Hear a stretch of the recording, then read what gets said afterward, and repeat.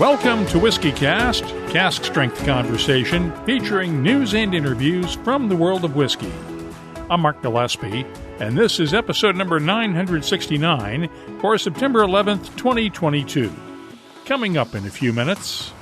In the single malt Scotch tradition, you distill at high proof so that the distiller uses their taste, their vision, their skill to make very specific selections of congeners to tell the specific story of that distillery. The public comment period for the TTB's proposal on a definition for American Single Malts ends later this month. And Phil Steger of Brother Justus Distilling in Minnesota has some problems with the proposal. He says it'll keep distillers from making a Scotch-style single malt, and he'll explain why on this week's WhiskyCast In-Depth. Peat heads, he's come up with a different way to create a peated whiskey, too. You'll want to listen for that as well. That's coming up along with the What I'm Tasting This Week department, your voice behind the label, and... So I was moving it out to 2030. We hope to get the 15 million cases, and obviously the horizon thereafter. So to match that in the band, Mark, we need a new distillery. The news is next on this week's WhiskyCast. Gabriel Cardarella here with Dewar's Whiskey, inviting you to enjoy this episode of WhiskyCast with a glass of Dewar's, the most awarded blended Scotch whiskey in history. And now, a message from Robin Redbreast. You know, there comes a stage in life when you only really see your friends at weddings, reunions, and fantasy football draft night. Make sure you bring along a suitable whiskey for the occasion, huh? Proud sponsor of WhiskyCast, Redbreast. Pass it on. Let's get started with the week's news. It's brought to you by the Dalmore. Pernod Ricard's Irish Distillers Unit is expanding Ireland's largest distillery once again. The company has announced plans for a new €250 million distillery next to the existing Midleton complex. It'll be built on a 55-acre plot of land just north of the current distillery, on the other side of the Dungorney River. Master distiller Kevin O'Gorman told me it's an investment that needs to be made to keep up with growing global demand for Jameson and the company's other Irish whiskies. But really, if you look at it over the last 10 to 15 years, the rate of change, and look, I've been lucky enough to be here since 1998, it's been incredible. And I think 2 years before I joined in 1996, I was looking at some figures there last week. We were selling 1 million cases of Jameson in 1996.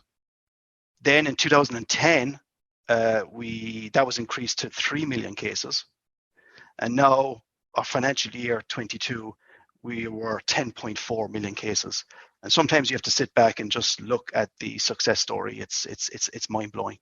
It really is. It's incredible. The project must still be approved by Cork's County Council.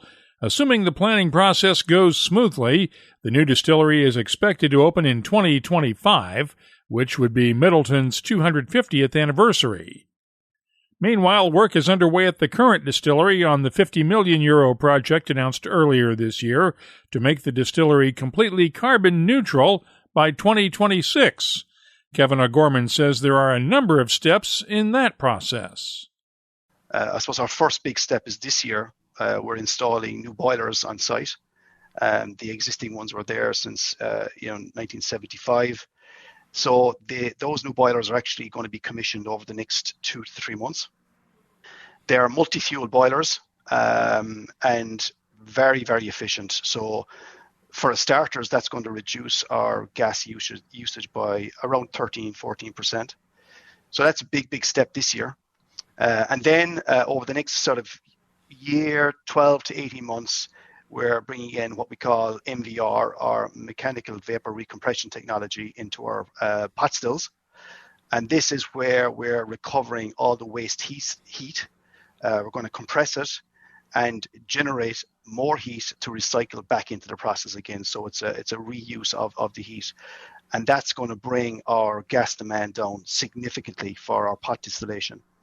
And likewise, we're going to introduce that technology as well for our column distillation. So between all that investment, we're going to be carbon neutral by 2026. Work also continues on the €13 million visitor center upgrade at the distillery. In other news, Deutsch Family Wine & Spirits plans to appeal a judge's ruling this week, granting Diageo an injunction in its trademark infringement lawsuit against Deutsch. The court ruled that the company's bottles for its Redemption line of whiskies are too similar to Diageo's trademarked Bullet bourbon bottles, and agreed with Diageo's request for an order banning those bottles from being used in the future. The order allows for existing stocks now in the distribution chain to be sold, though, and Deutsch plans to ask the judge to stay that injunction until after its appeal of the case is heard. New whiskies heading to retailers near you. Johnnie Walker is releasing the 5th edition in its Blue Label Ghost and Rare series. This one features grain whiskey from the long-closed Port Dundas Grain Distillery, 75 special master sets including a one-of-a-kind NFT and other benefits, went on sale Friday through blockbar.com. Glenfiddich is releasing a new edition of its 50-year-old single malt as part of the new Time Reimagined collection. Just 220 bottles will be available at $50,000 each. The collection also includes the Glenfiddich 30- and 40-year-old whiskies. Bardstown Bourbon Company has released its latest collaboration with the Chateau de l'Aubade Armagnac House in France. This year's release blends 12-year-old Kentucky bourbon with 10-year-old Tennessee bourbon, then finishes the blend for 16 months in the Chateau de l'Aubade Armagnac casks. The whiskey carries a recommended retail price of $159.99 each. And speaking of collaborations, Stoli Group's Kentucky Owl is coming out with a new limited edition release that brings together Kentucky and Japan. Kentucky Owl's master blender John Ray worked with Yusuke Yahisa of Nagahama in Japan to create a unique blend of bourbon using 4 different mash bills. The whiskeys in the Takumi edition ranged from 4 to 13 years old. It'll be available starting next month with a recommended retail price of $150 a bottle. Last April, we heard from David Coors about the launch of Five Trail Blended American Whiskey. Now the second batch of Five Trail is coming out. It's a blend of bourbons from Kentucky and Indiana with Colorado single malt whiskey and bottled at 47.5% ABV. But there's more to batch 2. It's also being released at a barrel-proof strength of 59.5% ABV. There will also be a new cask finish series from Five Trail, with the first release being finished in Imperial Porter beer barrels. And there's also a new small batch blend that takes 4-year-old MGP wheated bourbon, a 4-year-old Kentucky 4-grain bourbon, 17-year-old Tennessee whiskey, and an 8-year-old Colorado single malt, and puts them together into one whiskey. And while we're speaking of Tennessee whiskey for a second, George Dickel is releasing its latest bottled in bond Tennessee whiskey. This one is the 4th release in the series and is a 13-year-old whiskey from the fall of 2008. It's available for a recommended retail price of $44.99 a bottle. You can keep up on the latest whiskey news all week long at whiskycast.com. The news is brought to you by the Dalmore. Hello, Richard Patterson here, Master Distiller, Master Blender for the Dalmore. You know, whenever the team and I are in the world sharing our exceptional single malt, we like to keep in touch with Mark Gillespie and the latest news from WhiskyCast.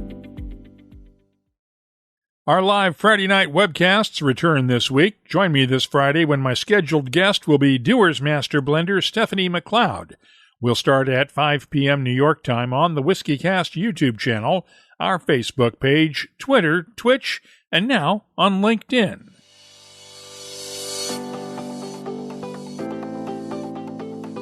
Time now for the WhiskyCast calendar of events brought to you by Catoctin Creek Distilling.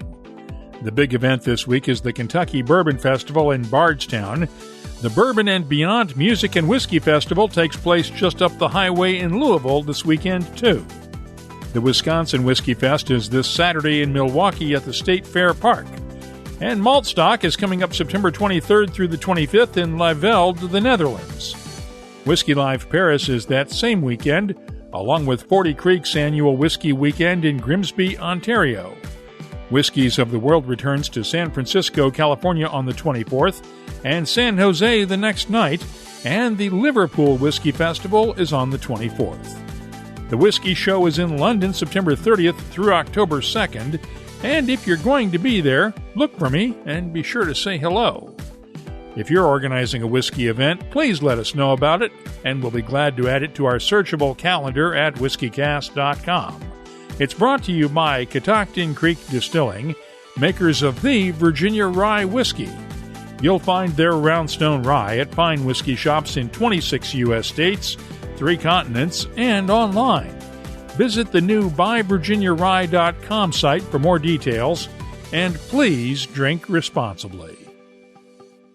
Dewar's master blender Stephanie McLeod's innate curiosity, combined with her passion for whiskey maturation, cask finishing, and blending, has created some truly incredible expressions for Dewar's Scotch whiskey.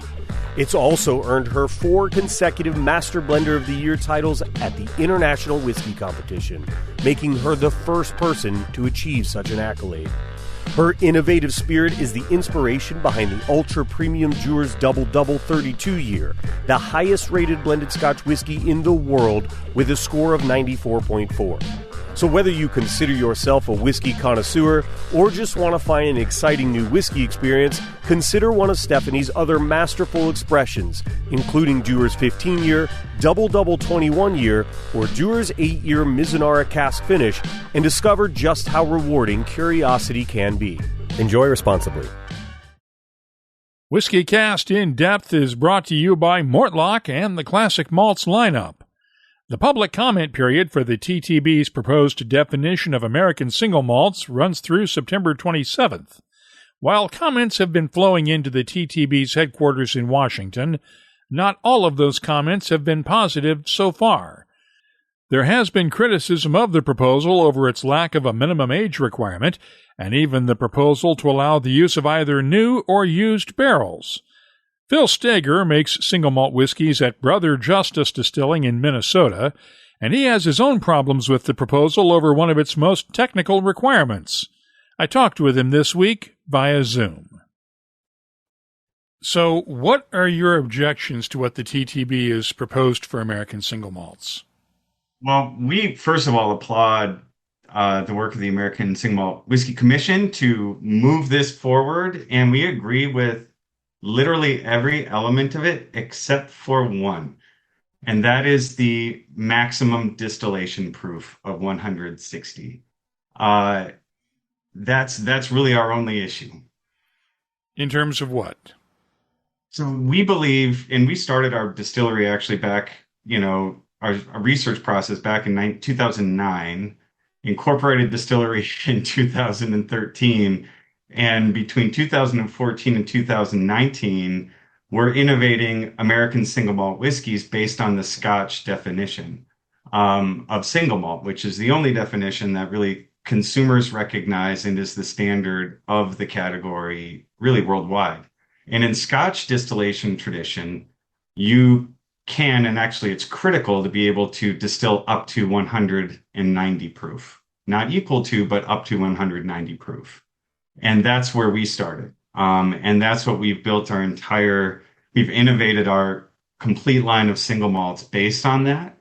And so it would be devastating to us. It would wipe out over 10 years and several $1 million of research and development of American single malts that have been approved by the TTB and that match the Scotch definition. How have you been getting by until now? Because the definitions for whiskey in the U.S. most whiskey forms have always had that 160 proof distillation requirement. Yeah, and there's good historical reasons for that within bourbon and rye. We have not been getting around it. We've straightforward, our category is whiskey, but we have had approved the American single malt phrase above the word whiskey. Because we made the case to the TTB, we are distilling this whiskey in a way that any consumer would recognize as, yeah, that is like Scotch. You are distilling from 100% malted barley at a single distillery at high proof in order to get really specific cuts. And you're doing it in the United States and your whiskey. So we made that case to the TTB and they said, yeah, here you go. Go ahead. You can sell under that label. So our label is actually, I brought it here. You can see American Single Malt and then whiskey. And, our case to the TTB was, yeah, it makes sense that, bourbon, rye, and even malt whiskey protects traditions of American distillation, which is that stripping and spirits run. And you do a low proof distillation of 160.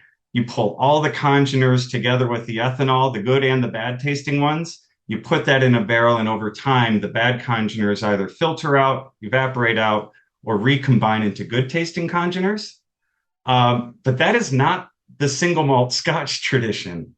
And in the single malt Scotch tradition, you distill at high proof so that the distiller uses their taste, their vision, their skill to make very specific selections of congeners to tell the specific story of that distillery in that region of Scotland. And that's why you can get such vast differences in single malt scotches, which was what the consumer recognizes. They know that even not a sophisticated one knows that an Islay Scotch is different than a Highland Scotch. Dalwhinnie is different from Glenmorangie. Talisker is different from Laphroaig. And that's because of the high proof cuts and distillation that really puts it in the hands of the distiller to shape the flavors according to their intention, and not just put the sort of mix of congeners into the barrel and then see what happens. Because the distillation proof requirement was not part of the American Single Malt Whiskey Commission's submission, as I recall. It was, yes. It was in there? Yes. And so you guys have been fighting against that from the beginning, right?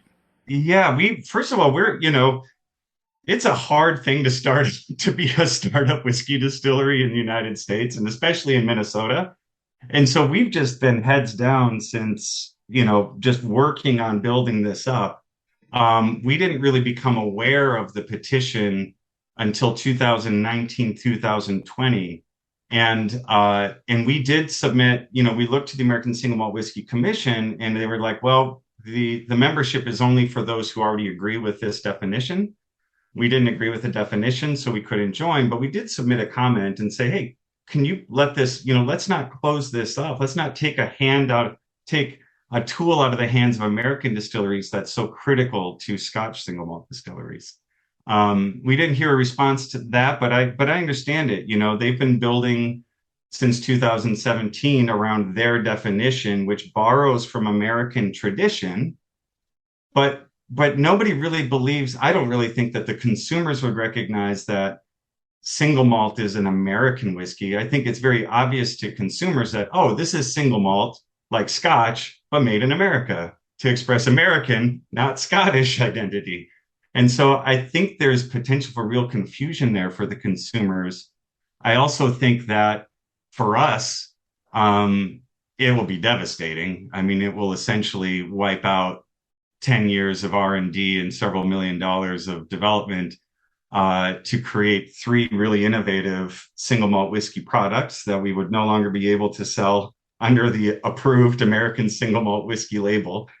And I think it will, I think it's going to funnel distilleries in the future of the American Single Malt category into kind of homogeneity and sameness, because it's just low proof distillation and the conagers, work themselves out in the barrels rather than to an innovative, diverse, individualized sets of expressions of distilleries that depend upon the distiller's vision. And I think that's a problem. I think that that's not good for the future of American single malt. Could you adjust if you had to? What would it do to your whiskeys if you had to make the adjustment? We don't know.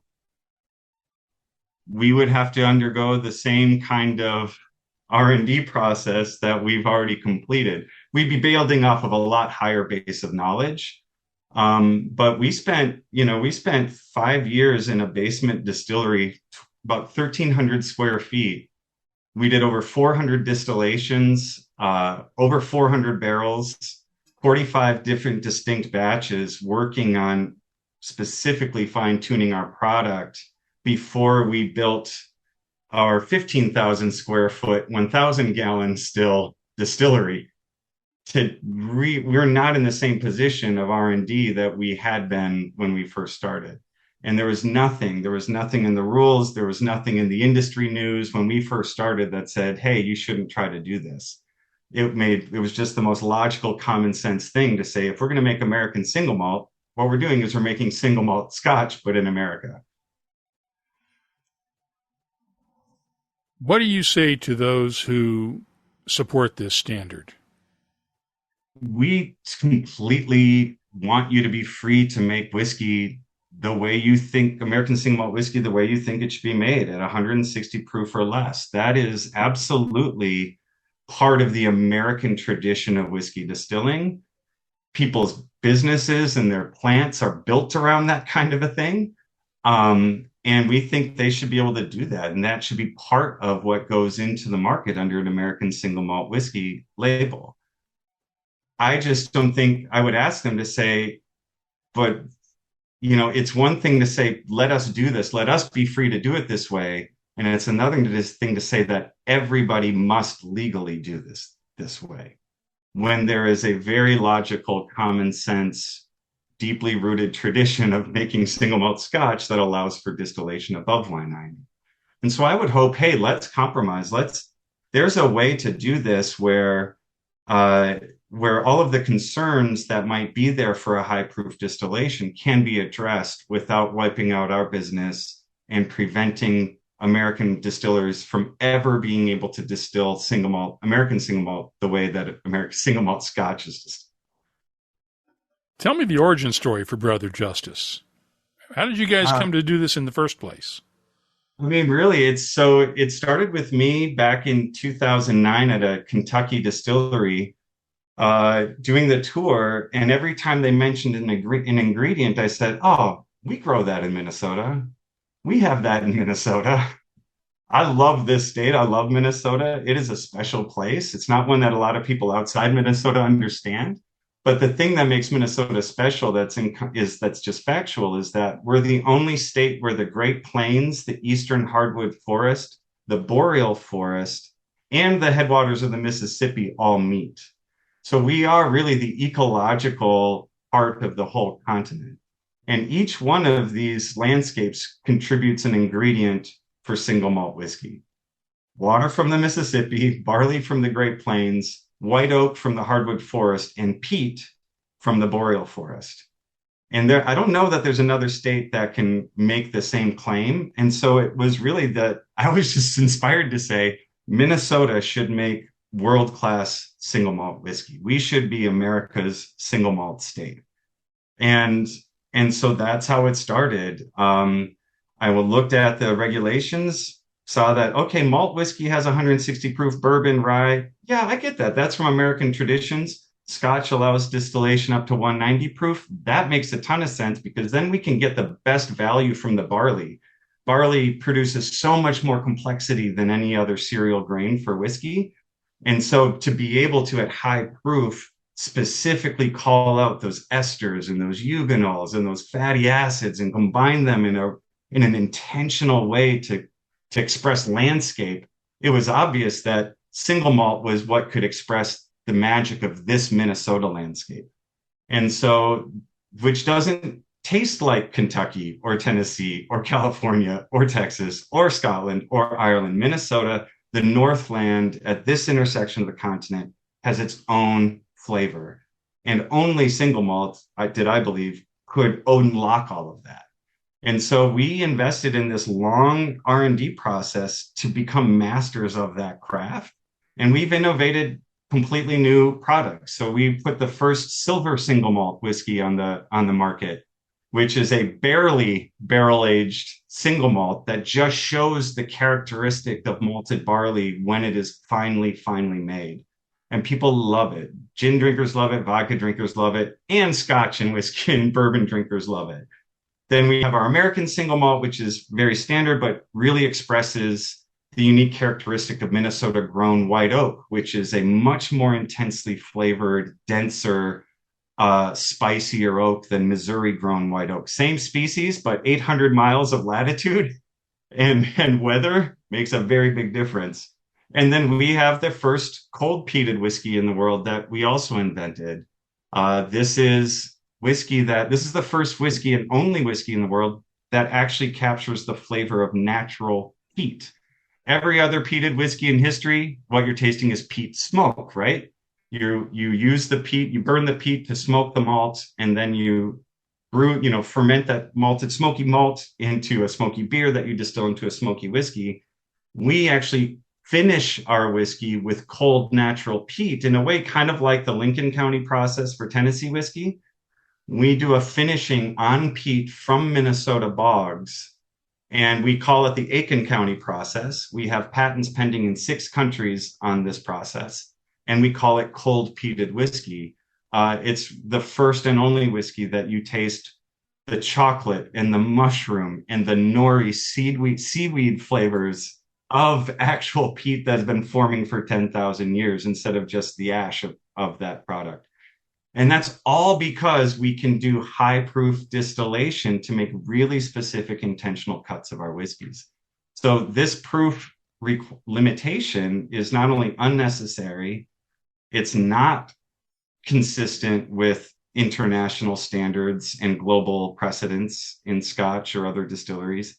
And it'll prevent distilleries like ours from really doing unique expressions through the craft of distillation, as opposed to smoking barley beforehand or doing different kind of cask finishes at the end.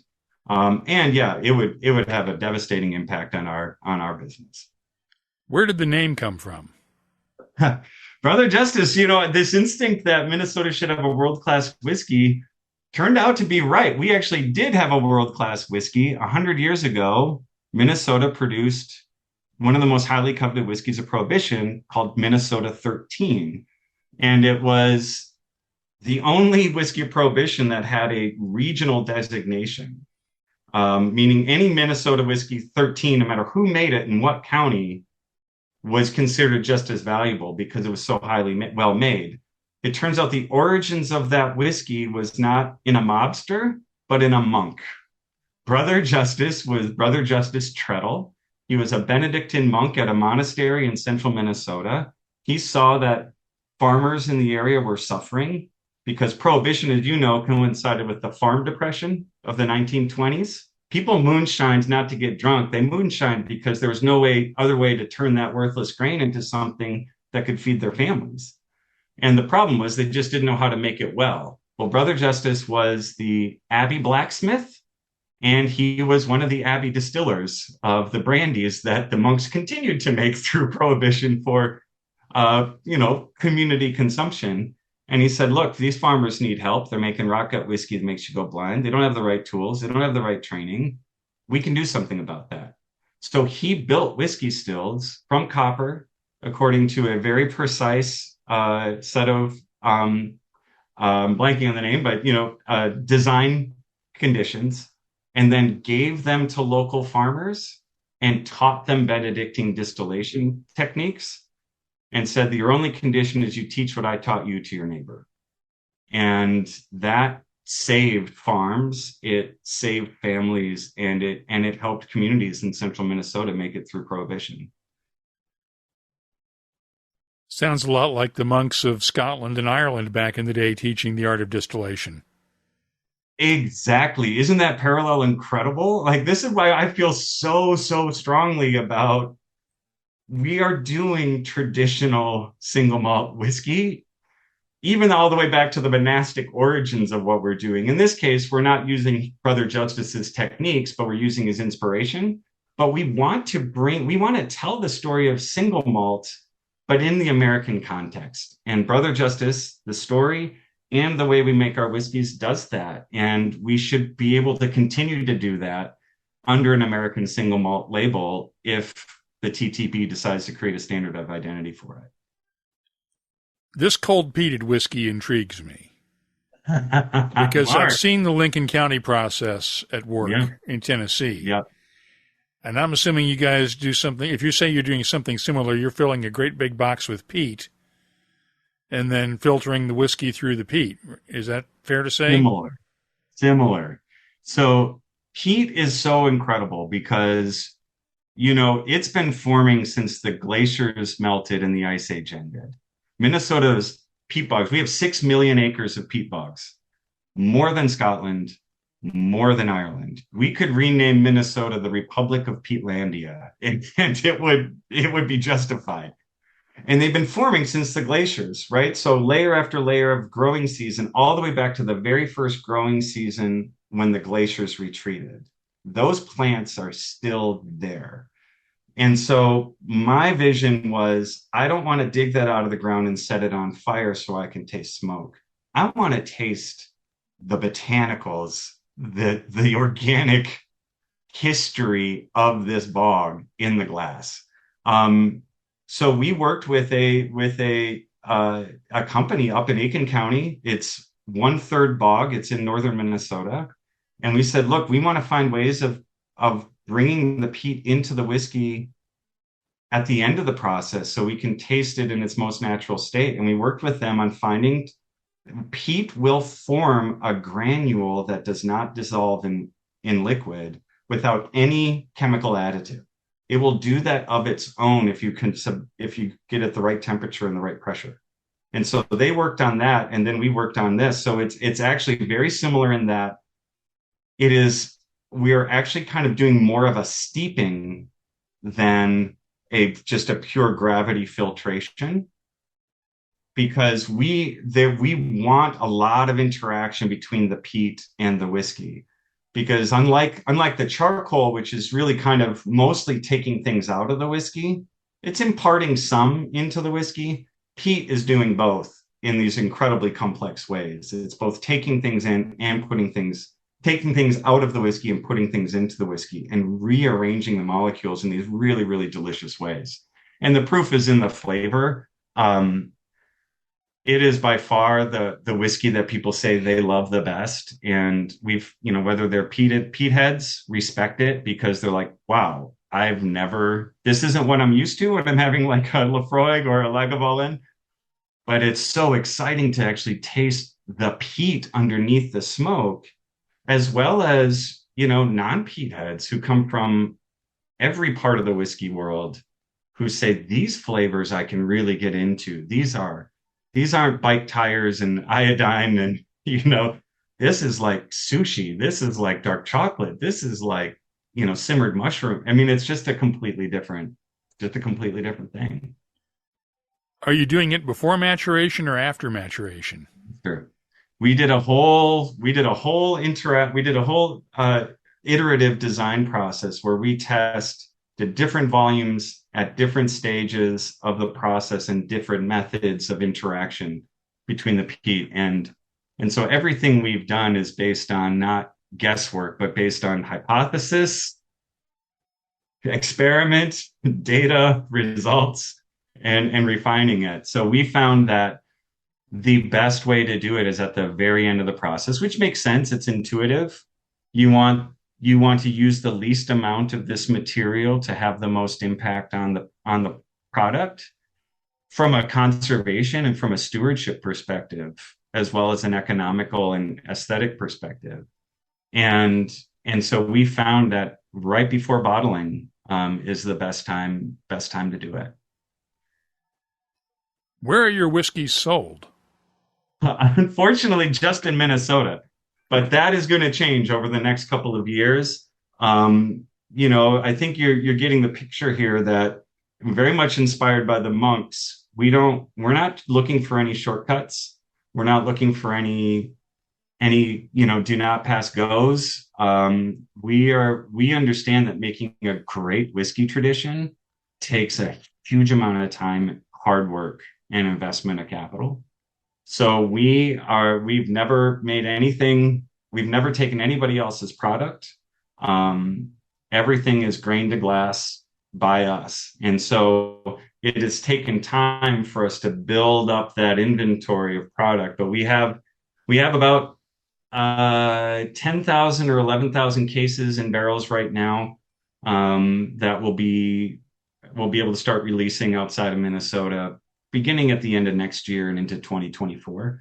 Whatever else happens, we absolutely hope that the TTB, if they decide, and I don't think they should, obviously, and we're gonna file comments. We don't think they should set this at 160, but if they do, they need to give us grace period to sell, the inventory that we made under the approved labels that they provided, and get that out into the world. And I think also give us time to do the R&D. But we will be out of Minnesota in the next year or two. But until then, got to come to this beautiful state and see what it's all about, and in order to taste what's in the glass.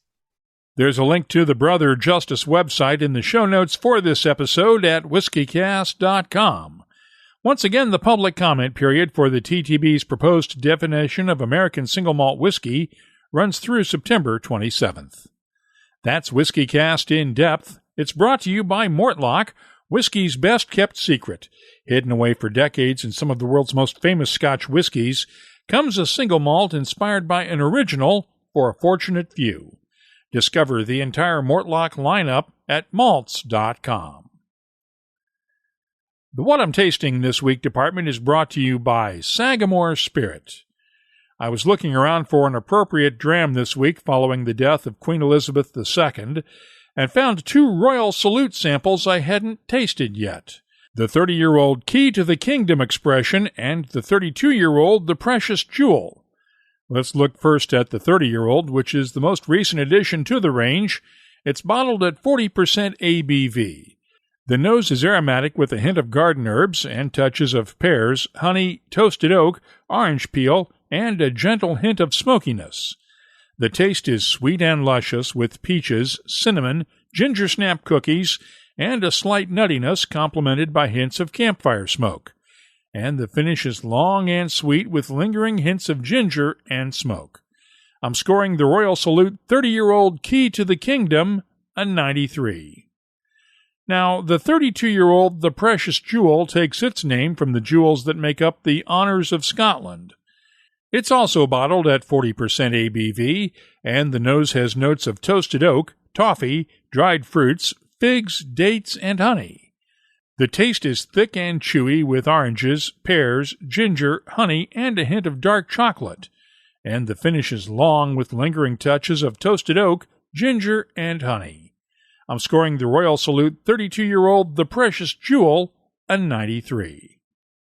The What I'm Tasting This Week department is brought to you by Sagamore Spirit, a 100-time award-winning Maryland-style rye whiskey.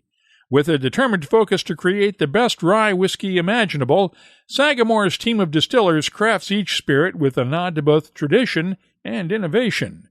Find their signature, double oak, cask strength, or reserve series of ryes, as well as their line of premium rye whiskey canned cocktails, at a retailer near you.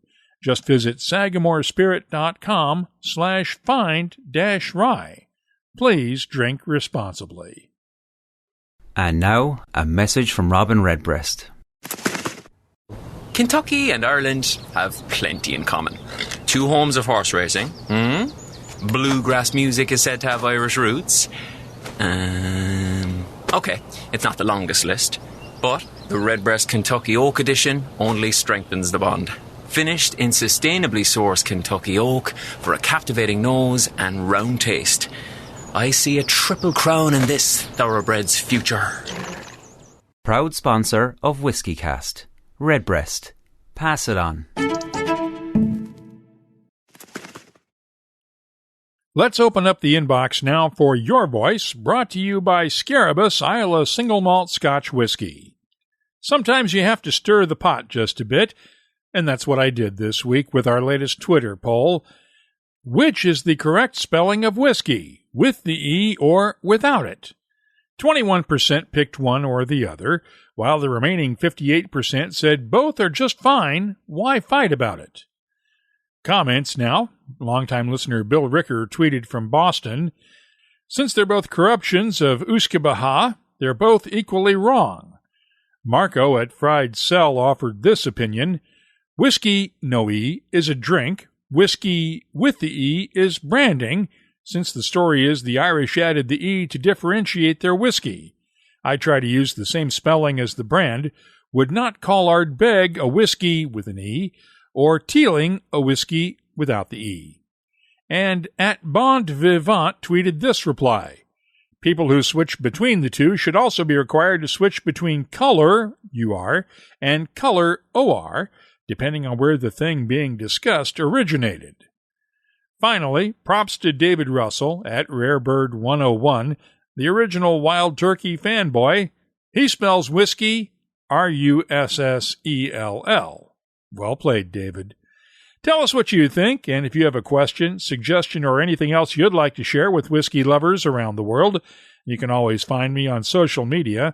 Look for WhiskyCast on Twitter, Facebook, or Instagram, or just email me.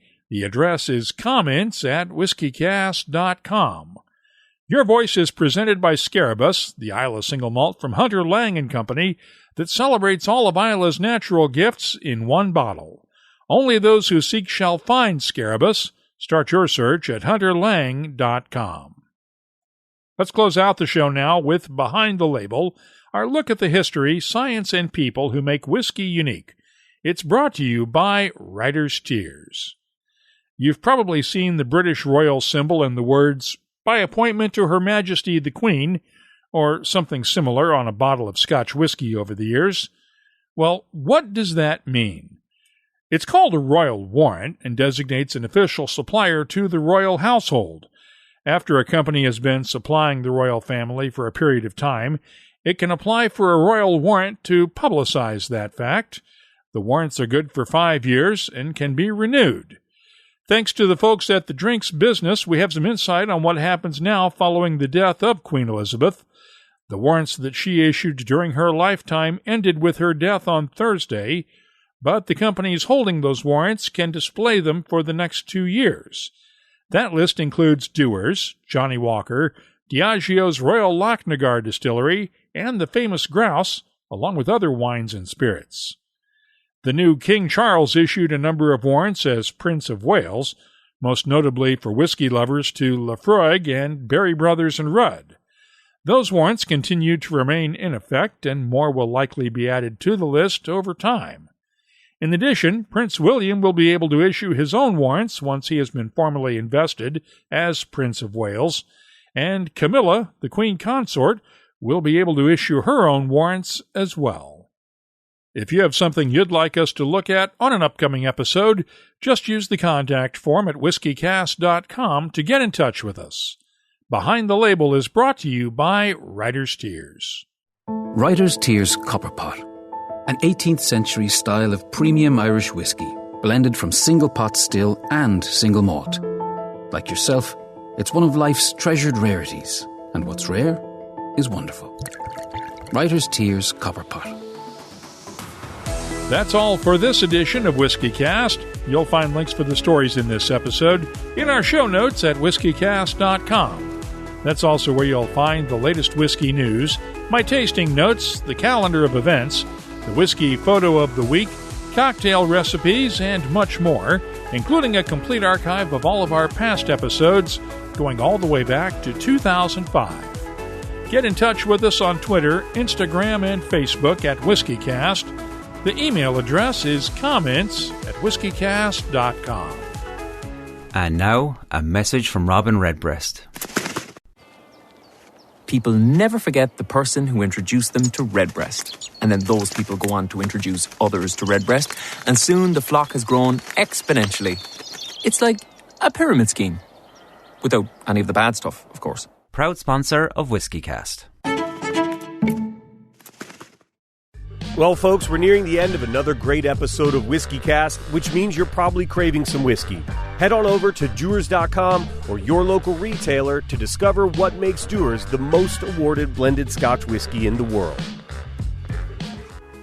WhiskyCast is a production of Cask Strength Media, copyright 2022, and comes to you from the charming, yet regrettably dry town of Haddonfield, New Jersey.